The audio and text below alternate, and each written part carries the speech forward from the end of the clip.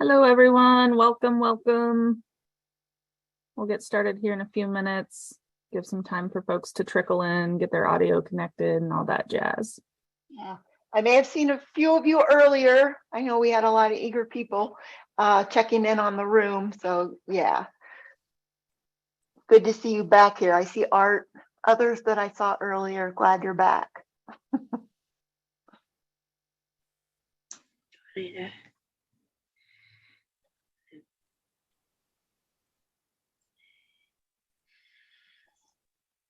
Yeah, we have quite a few registered, so we'll give it a minute maybe. So Sounds good. folks in the room. If folks want to start Johnson. introducing themselves in the chat, let us know where you're from. That'd be awesome.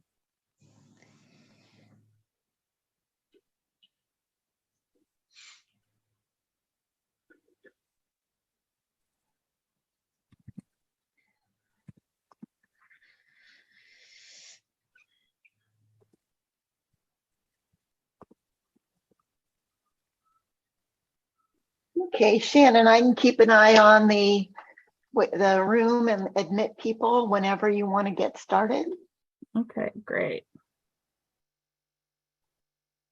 All right, well, welcome everyone. I'm Shannon Roberts. I'm a program manager with the Peer Recovery Center of Excellence, and I'm here to just introduce Maxine, our facilitator, who will start later today, and just to welcome you all. So Maxine, if you want to go to the next slide, thank you. So this is just our disclaimer, just to remind you that we are funded by SAMHSA. Next slide. So just really quick overview of the Peer Recovery Center of Excellence. We exist to provide training and technical assistance to the peer recovery support services field. We are led by peers. We have a steering committee of national leaders who are peers themselves and are in long-term recovery, so that we make sure that there's nothing for us without us, that peer voice is at the center of everything that we do. We are kind of organized into 4 focus areas: the integration of peer support services into new and expanded settings, capacity building for recovery community organizations, workforce development, and bridging the gap between evidence-based practice and practice-based evidence. Next slide.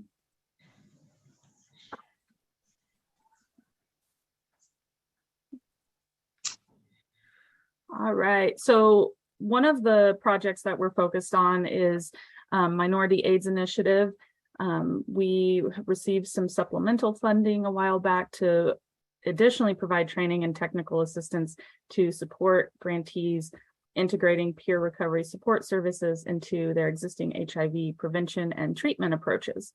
And in order to address these needs, we've worked with grantees and solicited input and feedback from stakeholders. We've been providing proactive training. That's one of the reasons we're here today, to the grantees and to our broader audience, and also some targeted technical assistance. Next slide.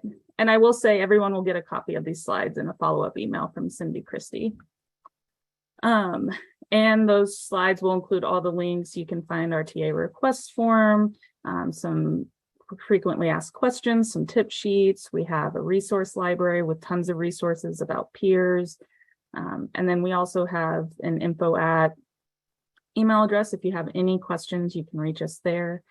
And we also have a subscription link so you can be notified of any events and upcoming trainings. Next slide. So just a couple of quick housekeeping things. I won't read through all of this. We love to see your faces. If you can be on camera, if you're available to be on camera, we'd love to have you, but your presence with us nonetheless is important. So however you need to show up, please take care of yourself first. And please keep yourself muted. That just helps us keep things rolling. If you do have a question, you can put it in the chat. We've got Cindy here, myself. We'll be kind of helping field questions in the chat, or if you want Maxine to touch base on something, we can bring that up later. We'll make sure everyone gets tended to. There's also on the bottom menu bar, there's a reaction button, and you can actually raise your hand and we'll call attention to you. Yeah, and then like I mentioned earlier, Cindy will send a follow-up email. It'll have recording, it'll have these slides and any resources or links of things we discussed in today's meeting. All right, next slide. All right, that's it for my part of the presentation. I'll now punt it over to Maxine Henry.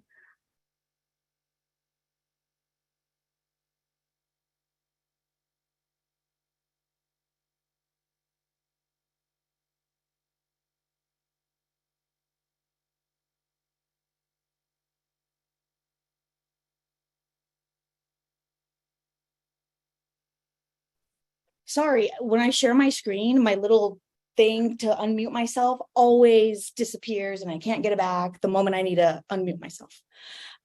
So hi everyone, I'm super excited to be here. When I got asked by the network coordinating office at the ATTC and Tanisha and Adam at the Peer Recovery Center of Excellence, I was honored to come and speak to you all about ethics. We know it's one of those topics for peers who are working in the field. It's not the most available topic, even though probably all of us need them for our certifications. So thank you for being here. I see a couple of you are here from Albuquerque, at least one of you. So I am originally from here, but I have moved to the Denver metro area about 6 years ago. But interestingly enough, I am actually in Albuquerque today. I am here at an organization that I rebuilt 12 years ago. So I'll talk a little bit about that later. So hello to everyone in Albuquerque. It's always fun to be near people, even though we're still virtual. So first, we have a couple of polling questions. I just want to get a feel for the room. I want to, kind of understand who's here, what we look like, what we sound like, get a better understanding of what you understand, in your roles.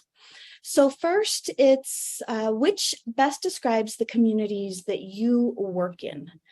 Do you largely work in a metropolitan area, a rural, or a suburban area? If you all would take a moment to answer those, thank you. And thank you so much, Cindy. You have made my life so easy. If it's okay with you all, I'm going to go through all of the questions because this is wonderful. I don't have to do 3 separate polls. The second question is, which best describes the population or populations of focus that you typically work with? Because of the restrictions with how many options that we could put, we had to collapse some of these. So please know that that was not our first option, but we wanted to make sure that folks still had all of these options. Some of you might work with all community members without a focus population. If you don't know what BIPOC means, it means Black, Indigenous, people of color. If any of you have never seen the 2S on LGBTQAI+ communities, 2S means Two-Spirit. Native American communities believe that you were born with more than one spirit if you don't necessarily fall within the heterosexual, binary that we see in our communities. And then the third question here is which best describes your role at the agency you work for? So not necessarily a title, but really more of your role. What is it that you're doing there? When I talk a little bit later in the presentation about dual relationships and dual roles, I want to get a better idea of what you all are being asked to do at work, even if we have a different title, because I could never list all of the potential titles that are here. So some of us we have one researcher in the room. We might need to pick your brain a bit. We have a few supervisors and administrators. We have at least one clinician. I love that. A few promotores or community health workers and prevention professionals and peer support workers. I was really intentional to put certified or not because not every locale has an opportunity for certification. And not everybody is yet eligible for certification, but it doesn't, take away from any of the amazing work that you're doing in your role. So thank you. Maxine, you want me to show the results on the screen? Yes, please. Sure. Let me share results. Thank you. There you go. So now, and you had asked just in time. It was like the popcorn in the microwave stopped popping. So you asked Right on time. Okay, so it looks like we're kind of have a pretty even spread here as far as a focus on metropolitan, rural, or suburban community members. So thank you for that. When we talk later about language, I want to just point out that a lot of what I do and the way that I present, and I wanted to make sure I let Adam, Tanisha, Shannon, and Cindy know this. For Cindy, it was more of a reminder that I'm more of a storyteller. I believe in using what it is that my ancestors, really passed down to us, which is giving our story, putting a face and a name and a smell and a feel to any of the work that we do. And I also talk a lot about language and the importance of the words that we use. And while I still mess up sometimes and I say the wrong word or a word that we don't use anymore, it's really about the accountability and always trying to improve what we do. And so I say all that now because I, very specifically say things like metropolitan. Urban has oftentimes had a really negative connotation. They are communities that often, see the least number of services, and they might have a ton of disparities that exist. But the label urban can sometimes really evoke different negative connotations to it. So thank you for that. Most of you have kind of a broader focus on all community members, though, interestingly enough, those who fall under the men or women category, we have an even tie for that. You'll see 35% of our audience who answered the poll is saying that.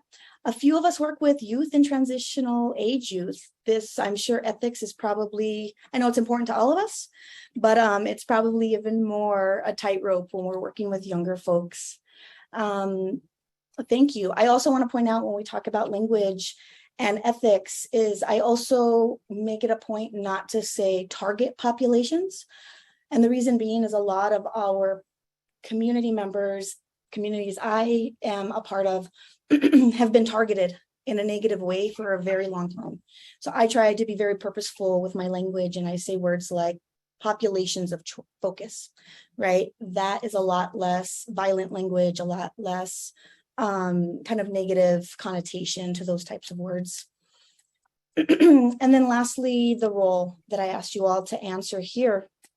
So most of us here are peer support workers. We don't know if we're certified or not. To me, while I know that you work really, really hard for your certifications, I know that folks who either are new to peer support work or aren't yet eligible for peer support, for a certification, or maybe in your state, you don't have a certification. I know that sometimes we can almost be separated between the certified and the non-certified. So I wanted to make sure that we didn't do as much of that. But that doesn't mean I don't recognize how hard that you all have worked for those of you that are certified.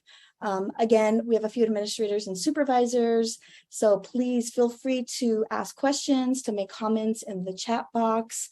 I really prefer more of a dialogue and less of this didactic type of presentation. So Shannon, if we can move on from the polls. Sorry, I just don't have access to stop it.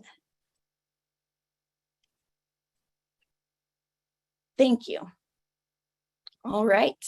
So I asked you all about you, and I want to let you all know a little bit about me. I feel like when we come to these webinars, the first thing that we see is somebody's credentials. Sometimes we might see folks' bios, but they're professional bios. In most of my meetings, in stuff that doesn't have such a large audience, or if it's a really intentional technical assistance or training, I really like to do cultural introductions. And so while just like you all who worked really hard for your place in your professional career, I know I worked hard for my MSW and my MBA, but that doesn't really describe everything about me, right? You all don't know how I got there, what that means as far as Maxine as a whole. It's just one of my identifiers. Y'all, coming back to New Mexico, it's so dry here. It's not drier than Colorado, but it feels so dry here. It has been raining until I get here and then no rain. So if I have to clear my throat a few times, I apologize. So as you all heard from Shannon, my name is Maxine Henry. I do use she, her, ella pronouns. I identify as a Latina Chicana. For those of you who don't know, Chicana means that I am from Mexican descent, but I was born in the United States. My culture is really, really important to me, and it's something that I've made sure to put at the forefront of all of my work. While I have expertise in my own Latinidad, I feel, pretty equipped to be able to speak to communities about how to better serve, how to better understand special considerations for Latino communities. But I absolutely respect that all communities have their own culture, all individuals experience their culture in a different way. And so thank you for coming into this room, and please know that your culture is invited into this room. I'm also a mom.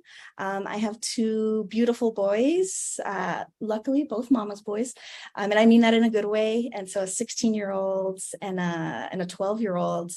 And I've been with my husband for 103 years, and he's my life partner. So I'm really honored to have him on my path. So I do consider myself a peer. I am a peer more on the mental health side. I, was diagnosed with severe anxiety, manic depression when I was really, really young. And I think a lot of that really was just born from the vicarious experience in the family that I was born into. When I was born, my parents were really young. My mom was 17. My biological father was 14. And they were already in the middle of their own, substance use disorders. Of course, they were never diagnosed back then. And so I was raised by my maternal grandparents from the time I was 2 months old. And, it saved my life. And it was definitely something that they would not, I was very lucky to not have to be in the kind of more traditional foster care system with two very young individuals who, ended up bringing a child into this world and maybe weren't equipped because they didn't have an opportunity to address their own trauma and their own situations that, led them to substance use disorders. But have a great relationship with my mom now as an adult. And unfortunately, my biological father passed away last year due to complications from, a long history with substance use disorder. But some of my other vicarious experience is really important to me and to my story, and why I am so committed to doing peer support work. My grandfather, who saved my life and raised me from the time I was 2 months old, lived, with severe alcoholism his entire life. He woke up every morning at 4 a.m., went to work, made sure we always had a meal on the table, a roof over our head. He was very, very quiet, a very gentle giant, but very, very quiet. And it wasn't until I got older that I realized a lot of it was the trauma that he never was taught how to express, was never taught how to talk about what he went through. The abuse at the hands of his father, my misabuelo, the disparities that he had to face when his parents passed away really, really young from cirrhosis of the liver due to their own experience with alcoholism. And, feeling like his only choice was to drop out of school in the 8th grade, get married to my nana, my grandmother, at 14, 15 years old, in order to just take care of his brother and sisters and, start a life. And I have two younger brothers. Victor, it was 2 years younger than me. And 6 years ago, we lost him to an opioid overdose. And I had already built a peer-run organization. I was already working with individuals who have lived experience. Some are certified, some aren't. I had already rebuilt this nonprofit and was, doing this work for 6-7 years when I lost my brother to an opioid overdose. And while it was really kind of a blow to my ego, the truth is that I'm not ashamed of my brother. I'm really, I'm sad for my brother. I'm angry for my brother. I speak his name in a positive way as often as possible, because I think it's the folks that we know, that we love, that we care about, that never get an opportunity for recovery, that we're trying to train ourselves out of a job for, right? That we want to make sure that we're following ethical principles, that we want to make sure we're doing the right thing, continuing to get this funding in order to support them. And so all of that kind of really leads to the work that I've done here at the Albuquerque Center for Hope and Recovery. We call ourselves ACHR for short, because the rest is just a mouthful. But we've been around. We've been the longest running peer run drop-in center in the Albuquerque metro area. And we actually opened 21 years ago, even though it failed 12 years ago and completely shut its doors. And so I just couldn't I couldn't see it just go away. And so, we scratched and clawed our way up. And now, I'm very proud to say that I have 10 peers employed at the center, all of them salaried employees making above a living wage. And it's amazing. We have meetings and we all cry together. We have meetings and we can talk about when we're angry. We are looked at as kind of the leaders in the behavioral health space, some of the leaders in the behavioral health space in New Mexico. And so I'm really proud of every single person that walks in the store, whether they're a member of our center or an employee or a funder or a collaborator. And 4 of my current staff members actually were members first. And then we have hired them subsequently. So really excited about that. As you've probably been hearing me talk about the language I use, the way that I approach things, I really am committed to behavioral health equity for all individuals, not just Latinos and Latinas or individuals who identify as Latine, not just people in recovery from substance use disorder or mental illness, any of our community members that deserve, and that's all of us, that deserve equitable healthcare that really meets our individual needs.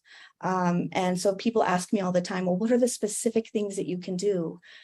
And I typically say, ask, and then do your best to really advocate and fight for that thing. So some of the things that I really employ in my work on behavioral health equity is implementation of very specific tools, but I put in here meaningful implementation. I am not a box checker, even with my severe anxiety and the organization that helps me feel like I'm in control of my life. Checking boxes is what I do on my to-do list, but not in the work that I do with community. And so I really value peer expertise, not only my own, but other people's. I don't believe in calling peers or promotores paraprofessionals. I think that was just a way a long time ago for corporate America to say that we don't have to pay people without, really high-level degrees as much money. So I say peers, I say promotores, I say community health workers. I'm really committed to integration. I know that that's what we're here to talk about today. I know that you all are really working on integrating peers with lived experience in mental health and substance use disorder into HIV service delivery models. But we don't want to just integrate and all work in the same building, right? We really want to mesh together and understand each other and learn from each other. So those are the things that I'm going to really ask you all to challenge yourselves with today. Is when we're talking about ethics, challenging yourself to, reframe things, to ask the tough questions, to stand up for other people in ways that we know we do as peers, but how we do it at work, how we do it as supervisors, as clinicians, as community health workers. I'm huge on the class standards, of course. And for me, training and workforce development is really, really important. My goal is to invest in other people because I shared with you all, right, that my grandparents did not have to raise me. They were done raising children at 2 months old, right? They took me in. They legally adopted me in 5th grade. They always respected my mom and my biological father. And there was never a bad word spoken about them in my home, even though I recognized all of the pain. I saw what it looked like when we were, driving to the women's prison here every weekend from the time I was in 5th grade to 9th grade to visit my tia, who unfortunately, was incarcerated due to some crimes that she committed in order to survive an addiction, right? To not go into withdrawal. And so for me, I love investing in other people, and I can do that at my work with workforce development, with helping people learn how to fish, with giving people tools, with not gatekeeping my expertise, with not gatekeeping the very difficult lessons that I learned. If I can help anyone brush their knees off after they've fallen and scraped them, I'm happy to do that. And so this is one of my favorite quotes. The true meaning of life is to plant trees under whose shade you do not expect to sit, right? I tell my team here at ACHR, if I can do nothing for you but be an incubator for you, so that when you go to your next job in your career, you now can negotiate for more money. You now know that it's okay for you to ask questions. You now know that it's okay for you to challenge your supervisors, not in a negative way, in an insubordinate way, but in a way that, you know, asks those tough questions, has them really rethink some of the practices and policies that exist in the place that we work and that we're committed to. Shannon, I just saw that, you know, you did say targeted technical assistance, but the reason why I bring it up is it's the language that we've used, right? As much as we try to scrub language as often as possible and evolve it, really our funders are using targeted targeted training, target populations. The news uses it. So many other media sources that we get use the word target. And it's not until you really sit with it, and once you realize that you use that word, and it's not like I've been using population of focus or communities of focus my whole life. It was something that I recently started, maybe the last 18, 24 months, that I recently started using as it became more apparent to me that some of the language I was using, for whatever reason in my heart, it just didn't sit well afterward. But I appreciate you, Shannon, for putting yourself out there and taking that responsibility. That's what it's all about, right? I met Shannon at a virtual meeting a few weeks ago, and she's like, I found my people, and I private chatted her. And I said, I feel like the universe has been trying to bring us together for a long time. And this is just another example of that, Shannon. So thank you. So you all saw the learning objectives on the flyer. So I'm not going to read them out loud to you. Hopefully you came to this session because you wanted to know more about these learning objectives and learn these things.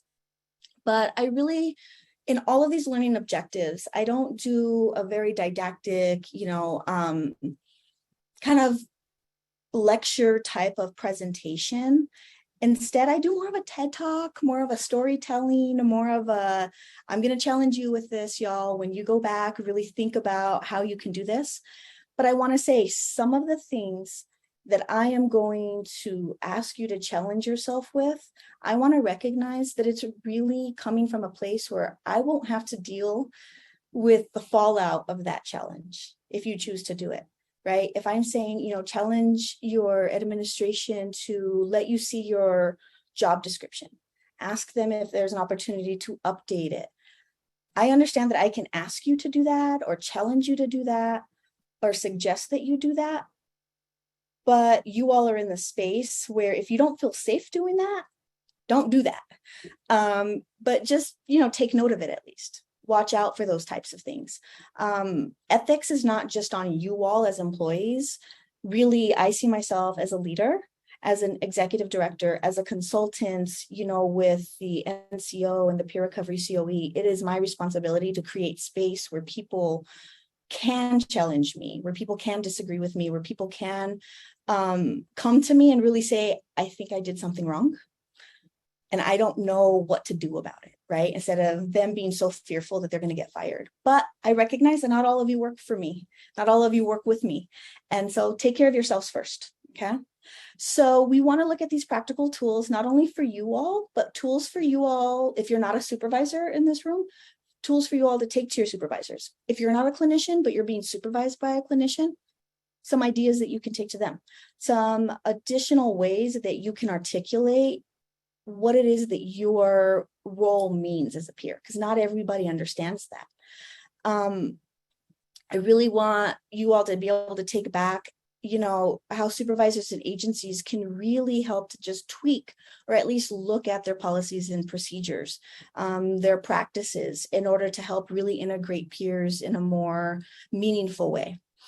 And of course, we're going to go through common ethical principles and workplace dilemmas.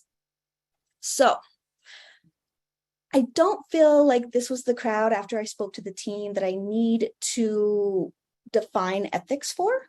However, I have no problem doing that. So if you all want to either private chat me or Shannon and ask for those definitions, please do that and we can follow up via email later. But for me, when we talk about ethics, and when I brought it up to Adam and to Nisha originally when we were brainstorming what type of presentation to put together, I said, what about ethics? And then I immediately qualified that with like, look, I know it's like the most boring topic sometimes to talk about, and I promise you I won't put people to sleep, hopefully. But what if we talked about ethics and all the work that I've done? It's the hardest training to get. It's oftentimes behind a paywall. And if we're asking peers who are oftentimes underemployed and underpaid to pay hundreds of dollars for a training, that doesn't seem very equitable to me. So I said, if we could do this, free, I let them know. I promise you, I have experience in ethics and all of these pieces in New Mexico. The Office of Peer Recovery and Engagement is the state level department that certifies peer support workers. I wrote their ethics training, their ethics curriculum a couple of years ago, and I was their master trainer for their ethics training until I left my previous job. And we did it so that people wouldn't have to pay for it and they could get their 6 ethics CEs every 2 years, right? So I'm bringing some of that into this. Ethics is more about what is right or wrong, because we are taught from the time that we are born, what is right, what is wrong. And we get that information from literally everyone that we are in a relationship with, even if it's folks that we're watching on the news, if it's teachers, if it's parents, if it's siblings, if it's friends. If y'all don't know, that's the reason why baby's first word is typically no after dada, because that's really easy to say. All of us moms in the room don't love that, but no, the reason why baby's first word is no, and they say it so often because we say no to babies more often than we say any other word, right? Don't touch that. Don't go there. No, no, no, no, no. And then we think it's silly when they say no to us, but that's literally the word that they hear most often in a household. Human nature, we're all going to mess up. I still mess up. I still, I built this organization 12 years ago. Sometimes I'm still flying this plane. I'm still building this plane as I'm flying it when we bring on a new program or what have you. And I sometimes have to go and humble myself and apologize. I have to take accountability for things, right? I'm going to do things that in the moment I thought was the right thing to do.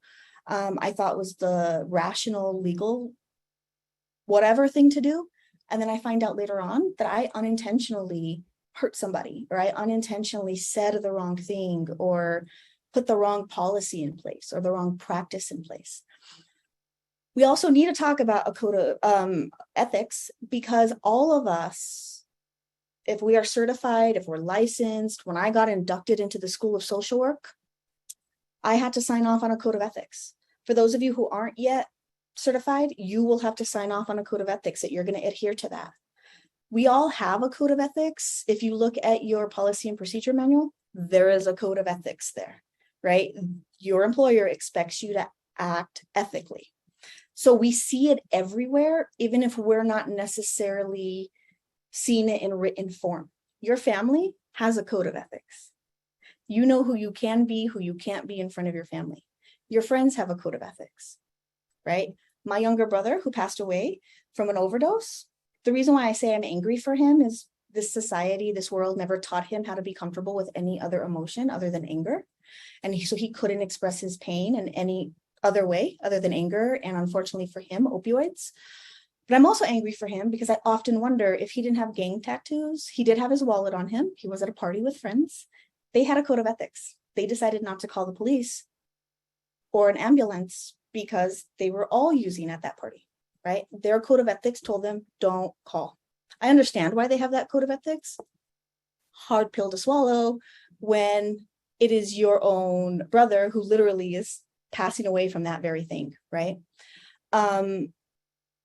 He had his wallet on him. So I wonder if he didn't have a Spanish last name, would he have been left in the back of a room? And honestly, the doctors told us he was brain dead for the last 8 hours, but we couldn't see him. So everyone has a code of ethics. We live by it every day, even unconsciously, subconsciously. Again, you all know my commitment about workforce development.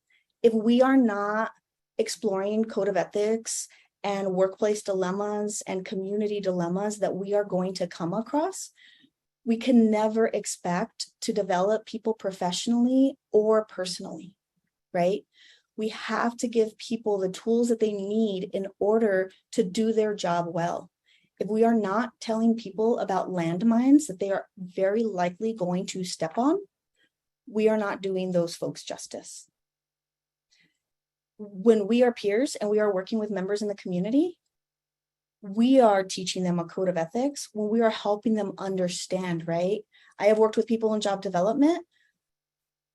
I can't tell somebody, oh, well, it's your attitude because you were, that's why you keep getting fired and why you can't keep a job and why your PO is yelling at you. That is unethical of me. But what I can do is I can sit with them and I can say, okay, we understand that, you were incarcerated. So your justice involved.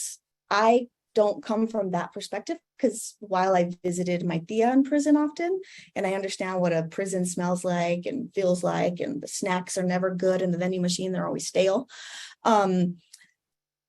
I have never been incarcerated myself. And so I get that sometimes the way that you are reacting to your employer is because it's a trauma response, and the way that you had to react to folks that you were incarcerated with and the COs. And now with your PO, I've seen you all get into, TIFs before. So I get that that's a trauma response for you to, react the way that you do, even verbally, to your boss at work. But if I can help you kind of work through how we can better respond to that, what are some of our other options? Can you call me as a peer while you're at work if you feel like you're going to get to that place, right? So I am ethically teaching them new skills so that they can overcome the dilemmas that they're going to fall into. Because at the end of the day, being insubordinate and cussing at your boss violates a code of ethics that you're expected to follow at work. This peer is not my employee, but I still feel that it's my responsibility to help develop them professionally and personally. And then, as I let you all know, successful integration, I love that I found this little icon as a zipper. I felt like that was such a beautiful kind of representation of what we really want integration to feel like and look like, right? We don't want all of you working in just the same building together or just on the same program together. We really want you all to be able to teach each other, learn from each other. That's why I storytell. Every time I storytell, sometimes I like surprise myself and I come up with like a new little saying. I'm like, ooh, I'm going to use that. I was working with the peer this week and they were really beating themselves up because they didn't intend to do something wrong and they offended a peer. And I said, well, on your code of ethics and in our policies and procedures, you did nothing wrong, but I know in your heart that feels wrong.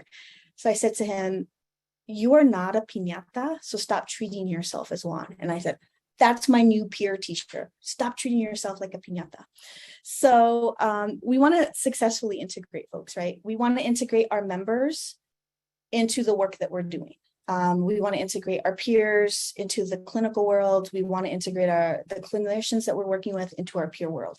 That's the only way we're really going to be able to come together and do create the best service delivery to our communities.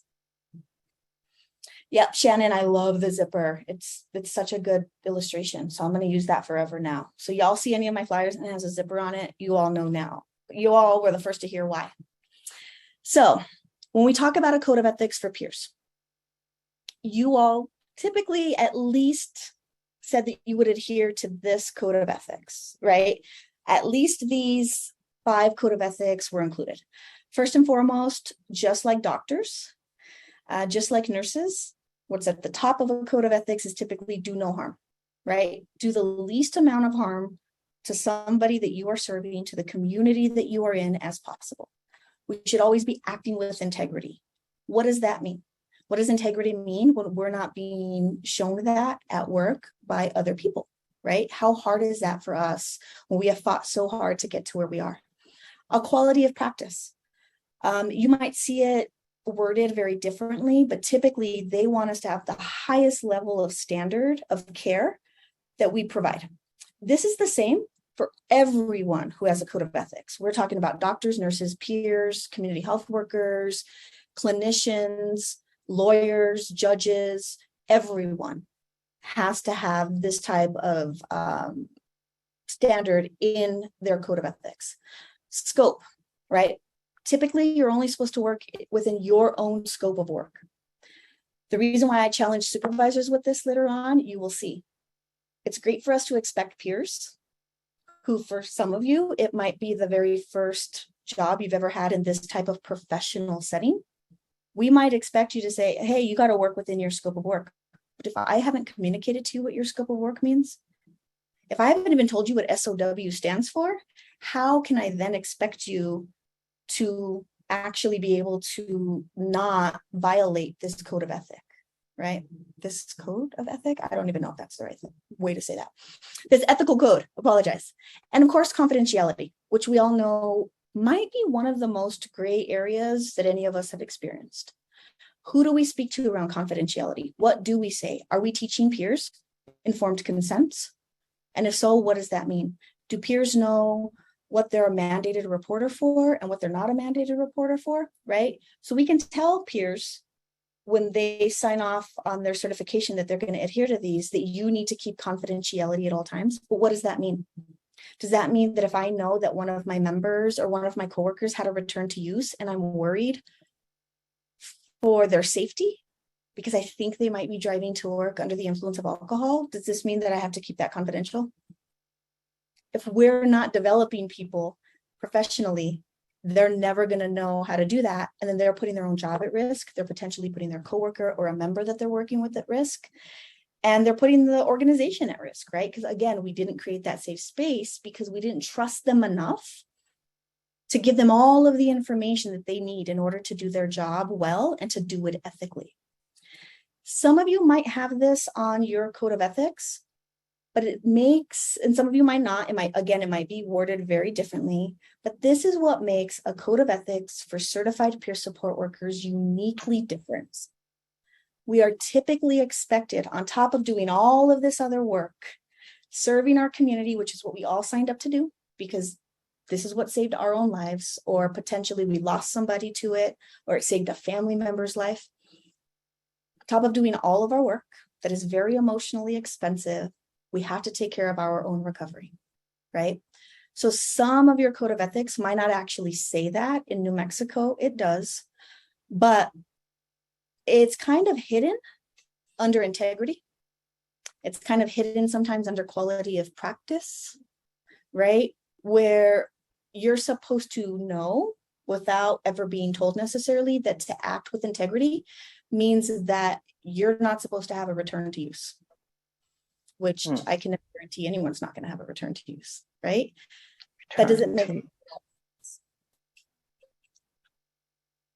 So let's talk about common experiences that peers might have that they end up stumbling into violating ethical standards, or they're kind of starting to become knee deep in an ethical dilemma and don't know how to get out of.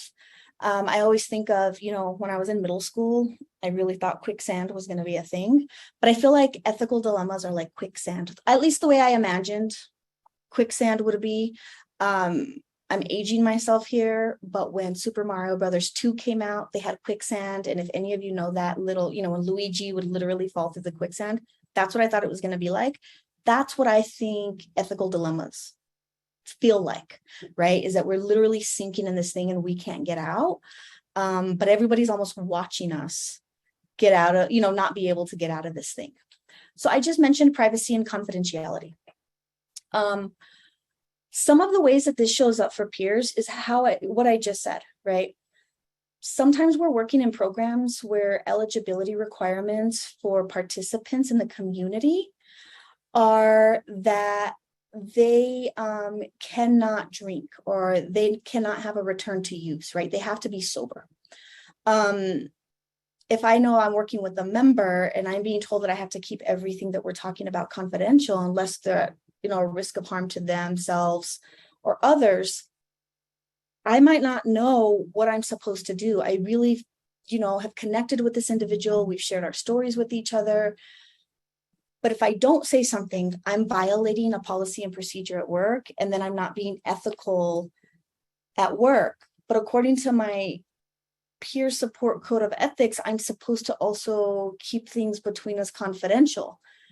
So can you understand how that, those two things might, collide with each other? Another piece is privacy.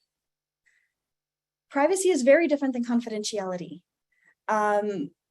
One of the first things that I wrote in a policy and procedure manual for my organization, and when I get asked to help other organizations write them, is information on privacy. And I do it because it's not second, because it's less common, but I just see that boundaries is a little harder to explain for folks. One of the biggest issues with peers is not that they are not good at setting up boundaries. We have rarely ever given people permission to set up healthy boundaries for themselves, and I'll talk about that a little bit more later on. But with privacy, that's one of those pieces, right? We are so invested in supporting other people so that they can realize recovery, so they can realize well-briety, because not for everyone, for me, it's not about sobriety, it's about my mental health, right? And having my mental illnesses kind of in check and having not a return to symptoms for as long as I can. And so because we are so committed to supporting other community members as peer support workers, we don't know that it might, create issues for us if we accept friend requests on social media, on our personal accounts. And the reason why I tell peers that this is an ethical dilemma is all of a sudden, the peers that you are working with, that you are providing services to, have pictures of your children. They know when you're going on vacation. They know when you're going through things.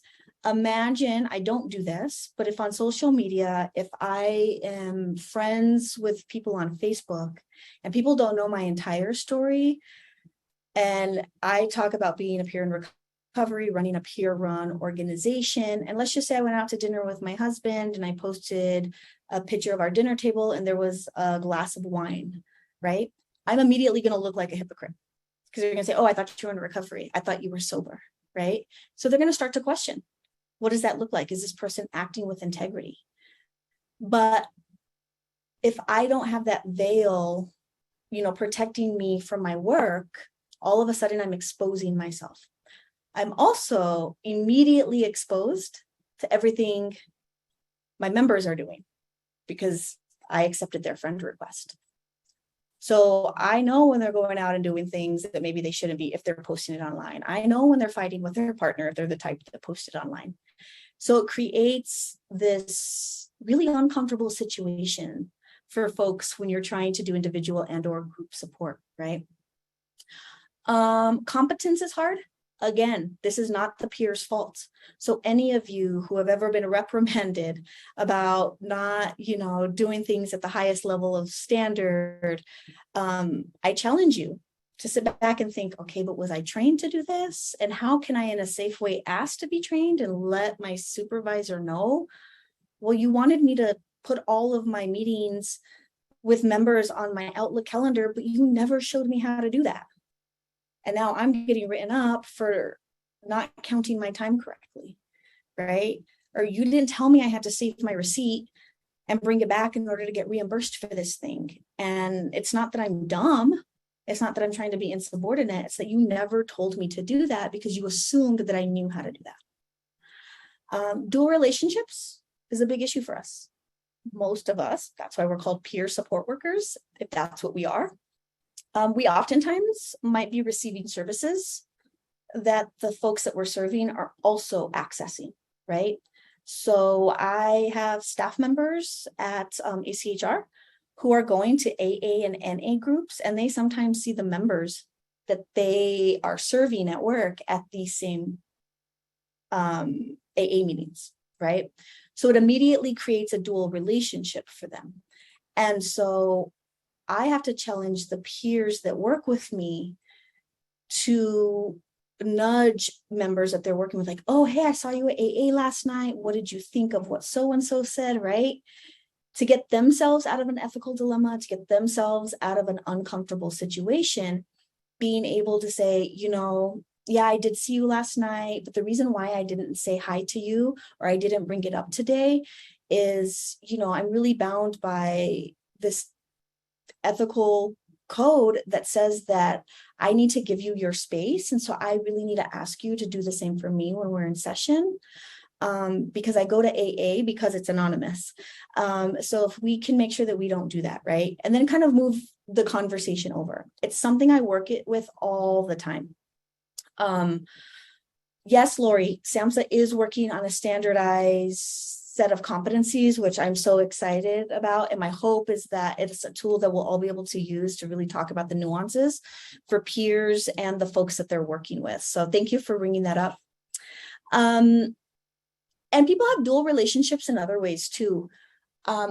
Oftentimes, if I'm somebody who is in recovery from a substance use disorder, members might start coming in who I actually used to party with or who I used to use with, and that can sometimes create this really awkward dilemma for people, for both the member and the peer, because now both of them are wondering like, oh, I haven't told everybody everything. If you get upset at me, are you going to say something out loud? Or if I don't do something correctly? And so it creates this really interesting kind of like, dichotomy between this relationship, right?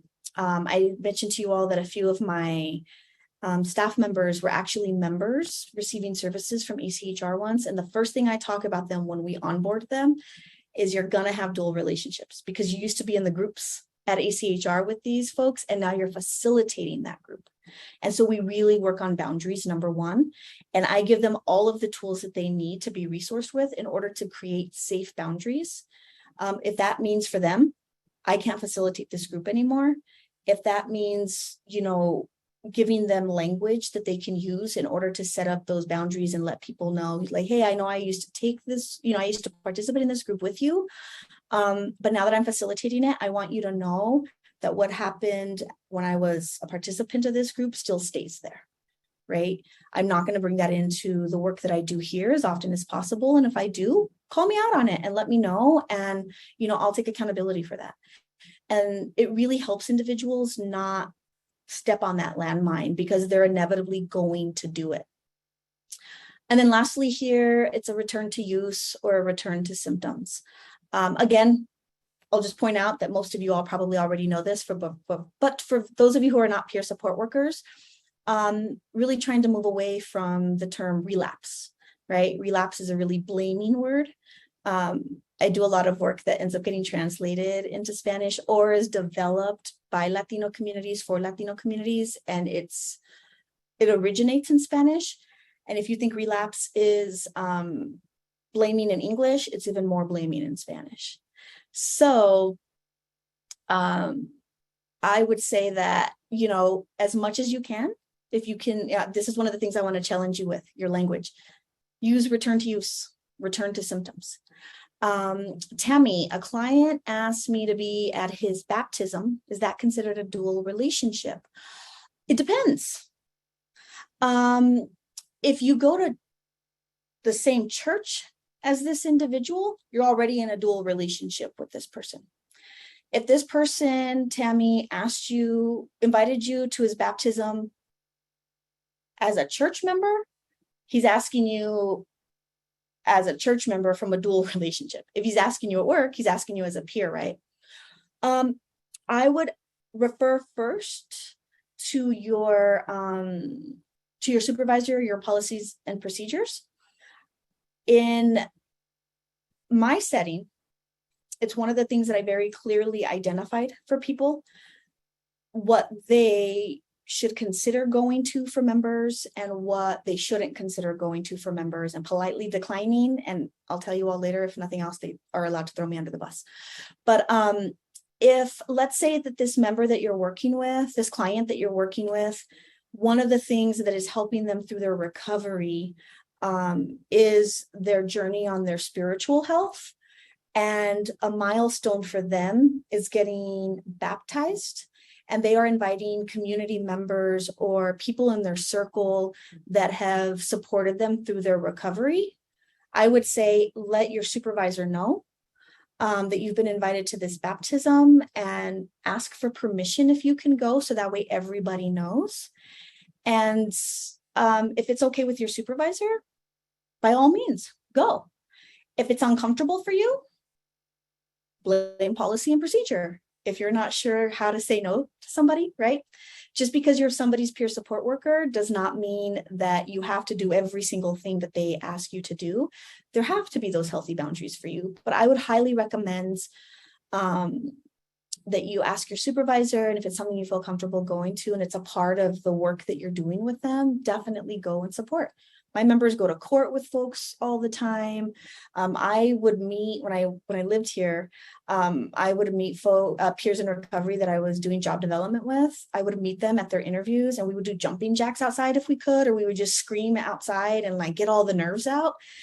And then while they were in their interview, I'd run to a gas station, get them a bottled water. And, you know, at that point, I have a report them a candy bar or something, so that even if the interview didn't go well, when they walked out, they were there, right? So the invitation in and of itself, does it mean you're in a dual relationship? It just means that you got invited to something that might be outside the scope of services that you provide at work. So hopefully that helps. I'm Latina, so I'm very verbose. I'm a high context communicator. So I apologize, y'all. Okay, I'll go through these a little bit more quickly. When we talk about boundaries, we have to talk about professional boundary lines, okay?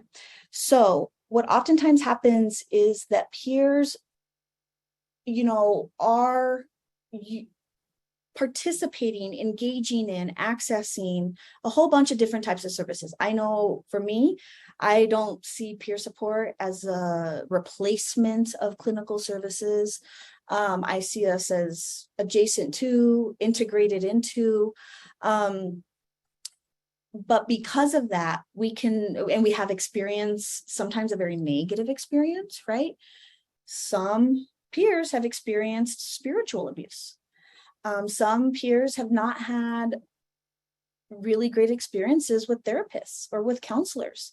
And so we have our own experience with that. And because we are expected to, and the reason why we get hired as peers is to share our story and our experience, sometimes we share those negative experiences.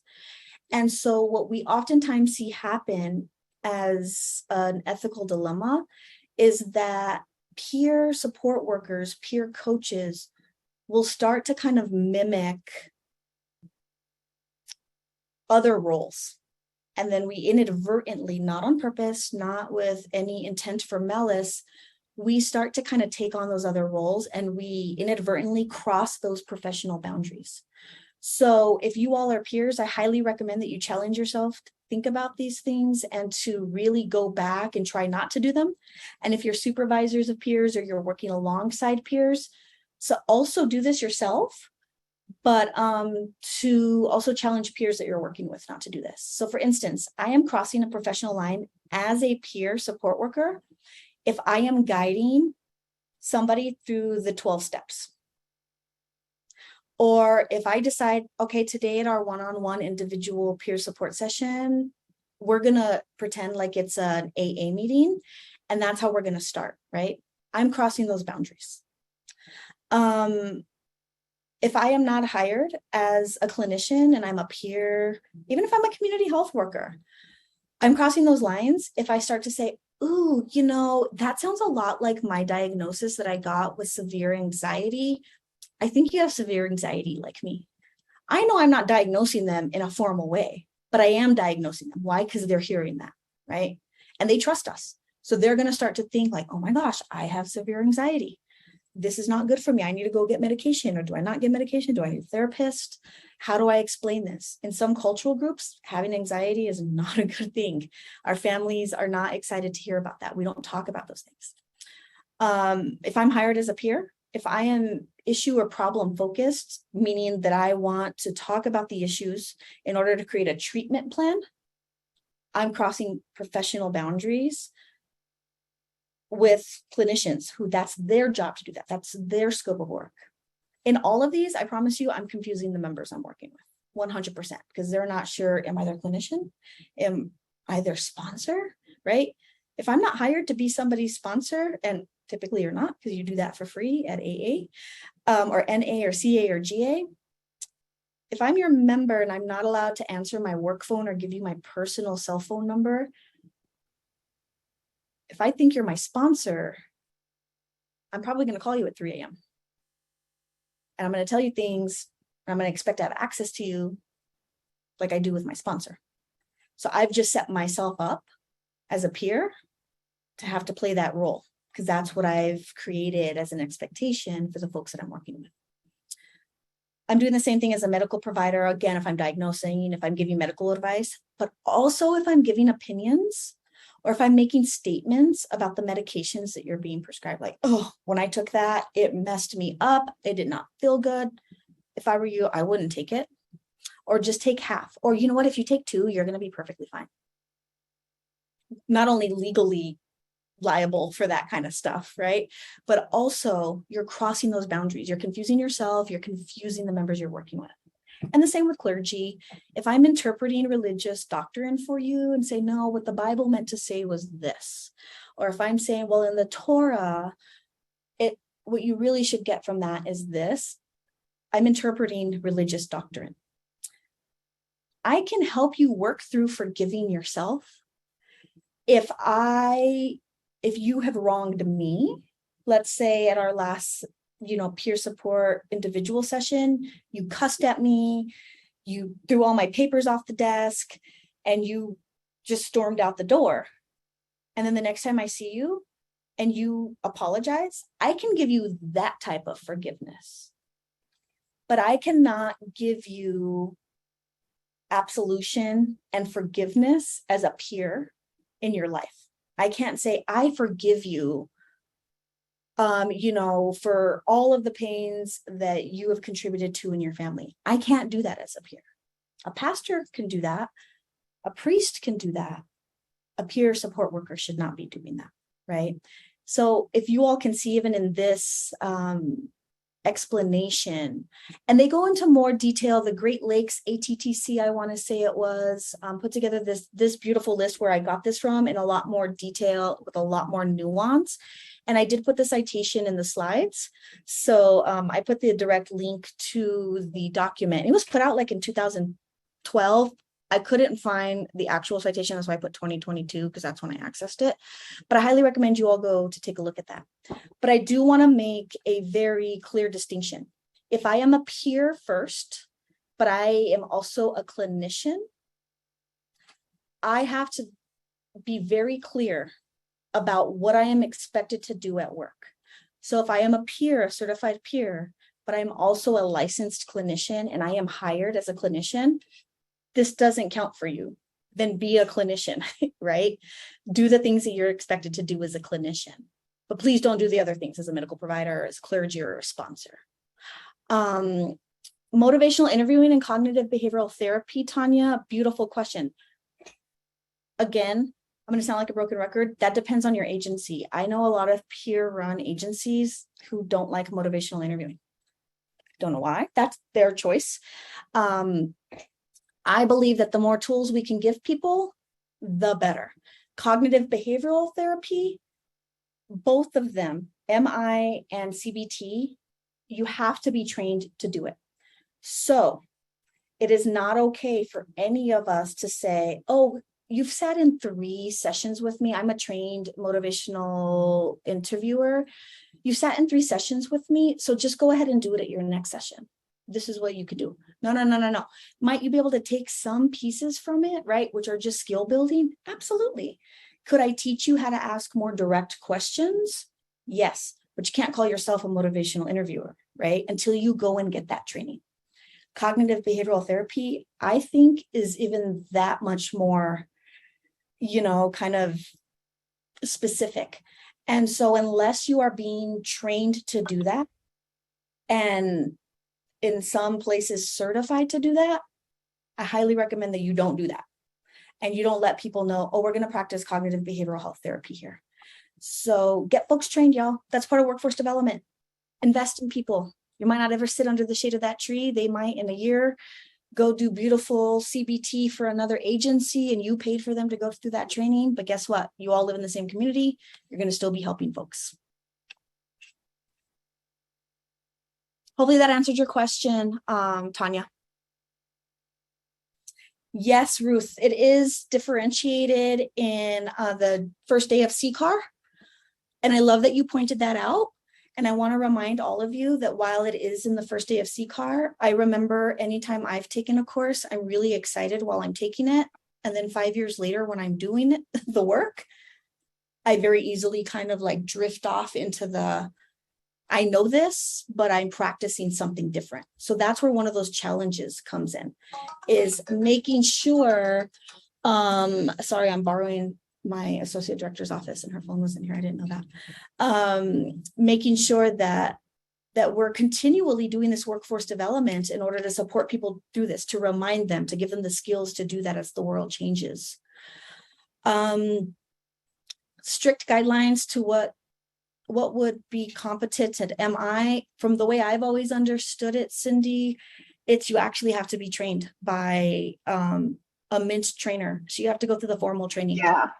Yeah, there's plenty of webinars and things out there that you can go to, but it's, yeah, I think it's a little more than that. Thanks, Maxine. Yeah, thank you. And I would say explain those nuances, because people have those questions, but no one wants to sound stupid. So they're not going to ask. And if my boss told me use MI skills, I might not feel comfortable. It might not be a setting where I feel comfortable saying, I don't even know what MI is. Is that mental illness? Is that like, what is MI? And if I'm Googling it and I just Google MI, a lot of things are going to come up, y'all. So again, it's challenging us to make an environment where as a peer, you can ask Shannon, Adam, Cindy. I ask questions all the time and I'm like, okay, everyone else in the room might know what this means, but I don't know what it means. And even if I sound dumb, there might be someone else in the room who was like, oh my gosh, thank you. Somebody else asked that question. So please ask questions. Again, I think it's okay for us to use some of the skills in MI, but just not call ourselves MI providers, right? Or CBT providers. Because in peer support, we do ask a lot of those very direct questions. We do ask, those challenging questions to kind of get deeper and to get folks to get really comfortable with taking accountability, but not at the level that somebody who's part of MINT, right? The actual network of MI and doing all of this stuff would do. I remember when I went to New Mexico Highlands to get my master's in social work, because I was on the government nonprofit, like the macro track, I wasn't even allowed to take the MI course because it was only for clinicians. And I was like, well, that doesn't make a lot of sense, but okay, had to do it myself, right? Later on. So why does this happen? I've kind of been telling all of you this, but it happens kind of like what Ruth just said, right? It's on day one of our training. I don't remember half of the ethics. I do because I do this work, but as a social worker, especially as a macro level social worker, I don't remember half of the ethics that I signed off on when I was at my induction, because I did it when I got my degree. Maybe we talked about it when I got hired because I was told, read this 175-page policy and procedure manual and sign it. But now what? If we're not investing in continuing education, courses like this, right? Your supervisors are already investing in you because they gave you time, hopefully throughout your workday. Hopefully you don't have to take PTO to come to this webinar. They're giving you time to come here, right? You're getting to ask these questions and you're like, oh my, I'm actually have been standing right on top of that landmine for the last 3 years and didn't even know it. So what? After I signed off on this, how do I continually not float away into the clouds and forget that this is what I'm supposed to be doing? There's this missing link from theory to reality. One of my biggest points of contention with the class standards is it's a beautiful document. I use the class standards in almost every single thing that I do. But it's a list of 15 standards with not a lot of necessarily incentive to implement them in a meaningful way. There's not really a consequence if we don't implement them, right? But there's this missing link between theory and reality. You might give me a beautiful set of class standards, but if I don't know how to implement them, how am I going to do that? If I tell you that you have to, one of your ethical codes is that you have to maintain your own recovery and your own sobriety, but I don't help you set up healthy boundaries and give you a safe space to make mistakes. How do you know? That's great in theory. Yeah, I'm going to stay sober. That's what I want to do. That's why I'm in recovery. But you're not giving me the tools to actually do this in the real world. There's going to be a fear of punitive action. I have been in places where I was terrified to tell my supervisor that I messed up, and I'm just like, what do I do? So then what do I start doing? I start practicing what I did when I was trying to hide my return to symptoms. And I start lying and I start trying to cover it up. And then I'm like a little snowball running down a hill, right? This situation that if I was working in the right setting, I could have just went to my supervisor and said, look, I messed up. I thought that the Maxine who sent me a friend request was my friend from high school, but it's actually my member. So I violated a policy, but I feel really uncomfortable deleting her because I know she's going to ask me why I deleted her when she came in today. So instead, what do? I stay friends with her on Facebook. And then when my boss catches wind of it, I get written up. I potentially get fired. I'm in trouble, right? So sometimes it's not that we're trying to cause harm for the agency or to members or even our coworkers or ourselves, but we're so afraid of being in trouble. Have this valid fear. Some of us have been incarcerated. Some of us have lost our entire families because that was the punitive action that had to be taken because of what we were contributing. So why wouldn't we act that way, right? Right. It's a valid hesitation. It's not a hesitation, it's a valid fear. It's a valid kind of negative experience that we've had. And then we're reliant on reaction a lot of the time. And agencies do this all the time. So I want to tell you, it's not just peer-run organizations. It's not just going to be HIV service delivery clinics. All of us, the moment we put out a policy and procedure, it's antiquated a week later, right?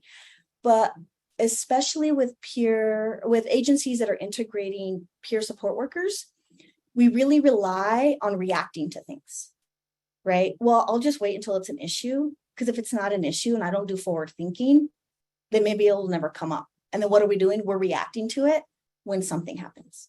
I didn't think it was going to be an issue. This member is really honest. They participate in groups. So when they said that they needed $20 to buy diapers, I gave them $20. I didn't think it was going to be an issue. But now my boss found out I gave a member $20 out of my own money.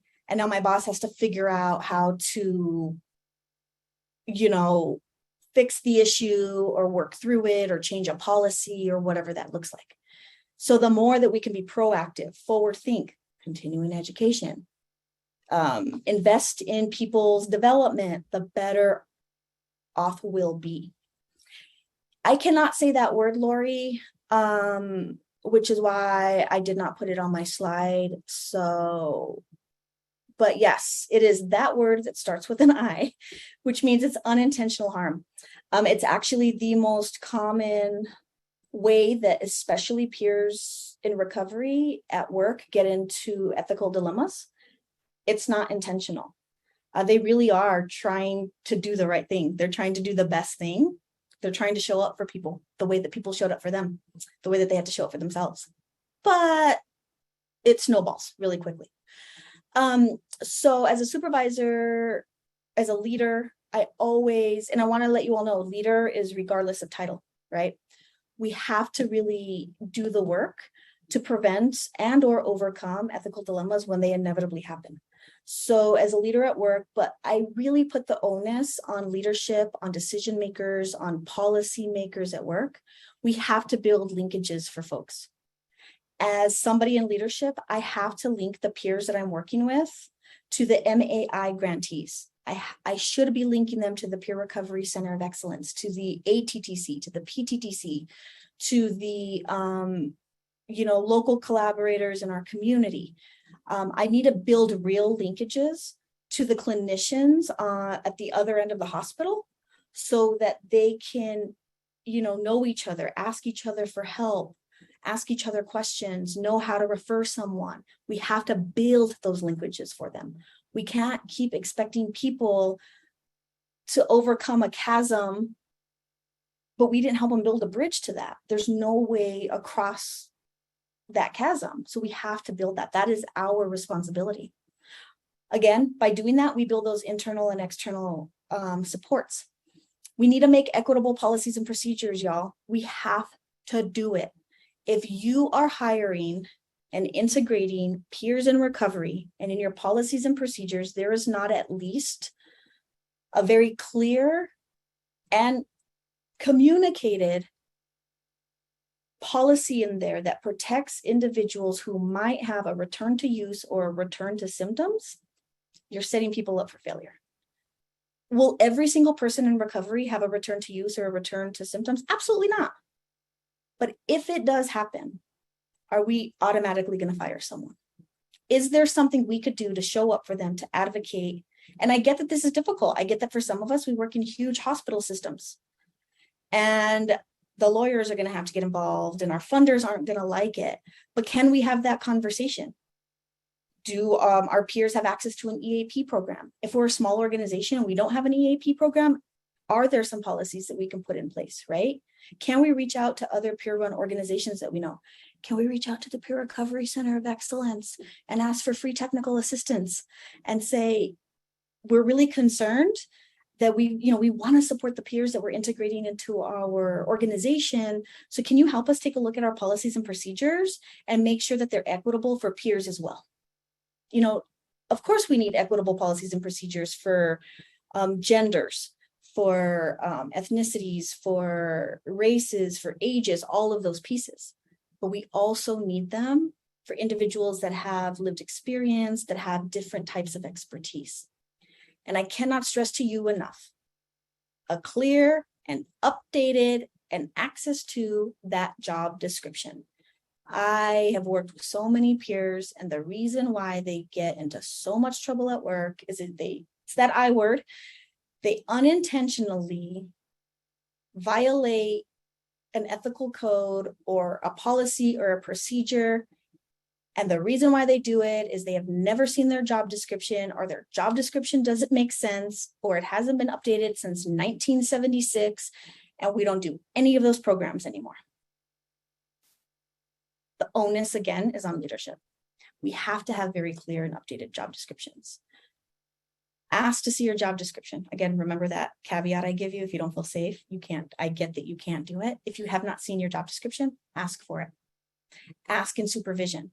Can we look at this every 6 months? Can I ask you questions about this? We really don't do this program anymore. We stopped doing it 8 months ago. Can I please get this taken off of my job description, and can I get the new one added on? Right? We need to create these tools and give access to them for people to actually do their job well, and to not always be in fear of losing their job, right? To not always be in fear that they're going to fail. I do not know one peer support worker who is terrified of failing. But if I don't give them the tools so that even if they do fail, they can get back up, I'm not doing right by them. I'm being unethical. Shannon, Cindy, Adam, I think we have 10 minutes left. And I did what I sometimes do when I get passionate and I get distracted. I answer questions in the chat before waiting, and I have a few slides left. How would you like me to handle this?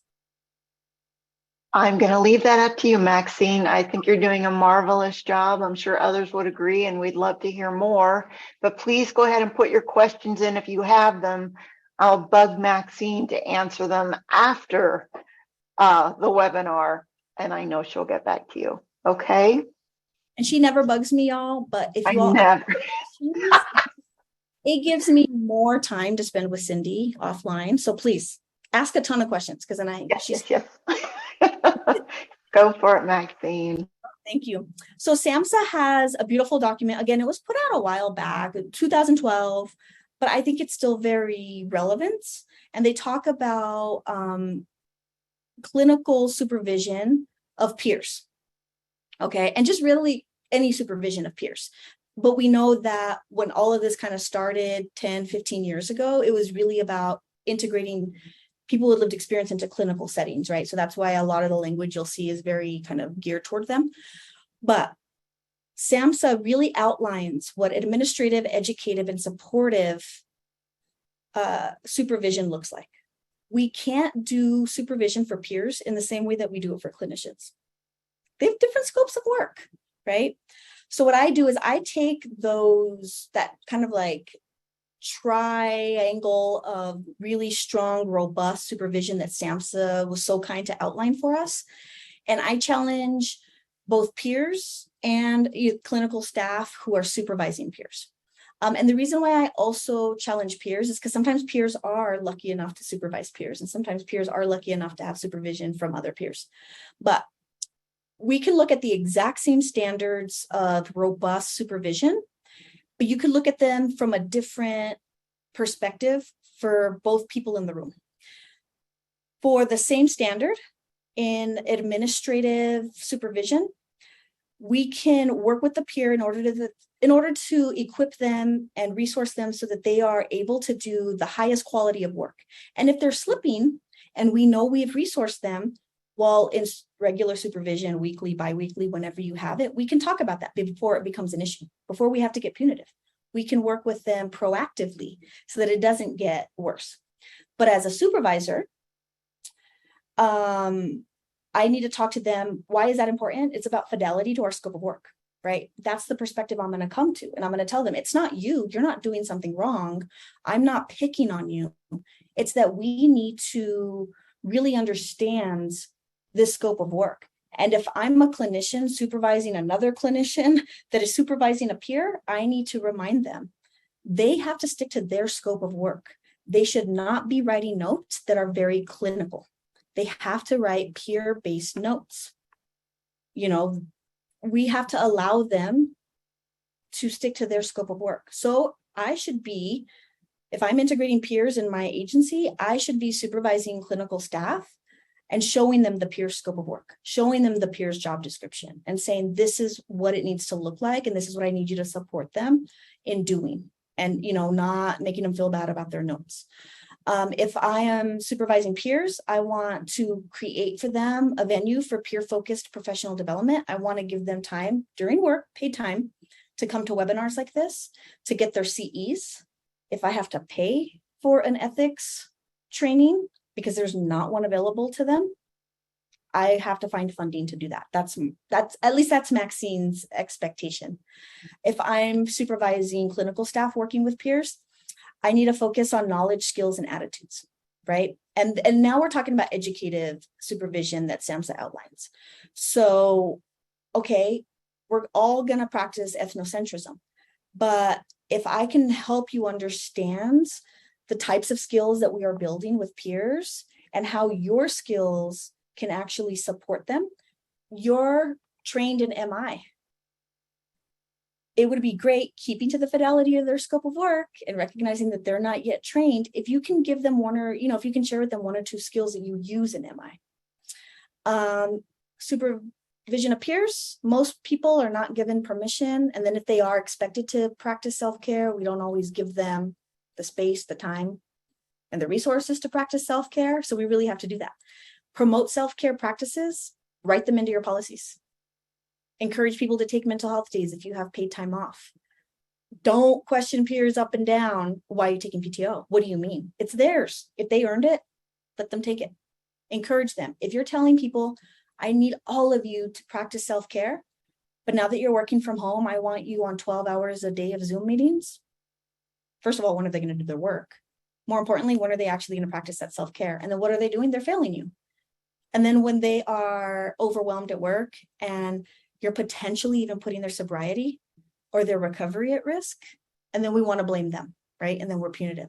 So we have to really kind of think these things through, be forward thinking, be proactive, be open to thinking about other avenues to make this happen. And if I am supervising clinicians too, I need to advocate for the peer support roles. I need to say, I get that you don't understand 100% of it, but that's why I'm going to ask at our next staff meeting that a peer comes and talks about what it is that they're doing in this program to give you information, right? Education can always be, and I don't think that peers are at the bottom of any kind of hierarchy. But we all know that in an agency, right, there is a hierarchy. I don't think that education and support needs to be top down only. We also have to educate from what we ideally, we typically think of as bottom up, right? It needs to be very grassroots as well. Everybody needs to have that voice. Otherwise, we're not integrated. We're just speaking at peers. We're just throwing information at peers, but we're not really understanding or getting them an opportunity to tell us how they perceive it or to lend us a little bit of their expertise. I'm not going to go through these polling questions or through this thing about class standards. I feel like I talked about it quite a bit when I was telling you about the language that I use. The reason why I bring it up here, though, is for me, it's not just about, Spanish and English, Arabic and English, or, BIPOC communities, as I've been mentioning to you all. It's about all communities that we support. And so I always give folks really specific examples of how you could do that, which is what I've been doing, right, this whole time. I'll probably end with this real quick, is we like to think of ethnocentrism as just something that white, cisgendered, heterosexual males practice, but all of us practice ethnocentrism. Even if I don't speak it out loud, there's a certain way that I think is the best way of being a mother, of being a wife, of being a leader, right? This is my favorite little cartoon with these little chickens. Of course, the other chickens on the other side, because they're seeing it from their perspective, right? Ethnocentrism is alive and well in recovery. Why? Because recovery is highly subjective. What saved my life is really important to me. What saved my life is absolutely valid. But what we sometimes fall into is, if abstinence saved my life, I don't always agree with harm reduction practices, which is such a beautiful thing about HIV service delivery models, is that I almost would love to call them the pioneers in harm reduction. There's this very outspoken permission to practice harm reduction. And I love that. That's not always the case in peer-run organizations. It'll create ethical dilemmas for us. Because if I'm telling people, you're not sober if you're taking medication for your depression, that's a mind-altering substance. I'm number one, practicing ethnocentrism. I'm number two, not understanding multiple pathways to recovery. And number three, I'm not making that member feel very safe, right? And all of those create ethical dilemmas. Same with clinical and peer-based, right? Some of us have had a really bad taste in our mouth with our experience, and that's valid with clinical services. But as peers, we shouldn't be saying, oh, don't see a therapist. They're all horrible. They're all going to lie to you. They're all going to make you want to divorce your husbands. But as clinicians, we also need to do a better job of just really understanding peer-based support services. Like, oh, well, they're not even trained, or they're not, a certification is not the same as my license. We know that, right? But we have to really support those things and try to see people from the other side of the road. Typically, if I wouldn't have talked your ears off, I would have also talked to you about, asked you all for your own pieces. So I want to leave you with this. This is a Mayan saying. It's very, very old. In Lak'ech, in Spanish, it's yo soy otro tú. In English, that means I am you. I am your other you. For me, that's what integrating peers and us sharing our experiences is all about. I am you. I am Cindy's other Cindy. Cindy is Maxine's other Maxine. In the 1970s, a Latino poet wrote a beautiful poem based off of this Mayan saying in Lak'ech. And he talks about how if I'm my other you and you're my other me, if I do harm to me, I do harm to you. And if you do harm to you, you do harm to me. And so I would just like to advocate for all of you to take care of yourselves, but more importantly, take care of each other. Reach out to me if you have any questions. Send stuff to Cindy. She'll get it to me as well. And I look forward to seeing all of you. And I apologize for not giving you time for Q&A. Thanks, Maxine. Thank you so much. It was a wonderful presentation. I know some of you are hopping off, but if you got 30 seconds to stay on, I'll remind you, as I put in the chat, you will get a follow-up email from me. It will contain a link to download your certificate of participation. You will get an evaluation. It's very brief. It takes less than 2 minutes. We want to hear what you think. SAMHSA likes to hear what you think so we can offer more of these wonderful sessions with people like Maxine. You'll have the slides, the resources mentioned, and my email. I can include Maxine's email if she says yes, which I just put her on the spot. And you can respond with any questions and I'll make sure we get answers for you. Again, put in a TA request. I think the link was on there if you want to get some one-on-one sort of training around ethics and peers and whatever else comes with that. That's what we do, free. All right, folks, have a great day. Again, one more big thank you to Maxine and also Shannon. So I appreciate it. Take care all. Have a good rest of the day. Thank you. Thank you.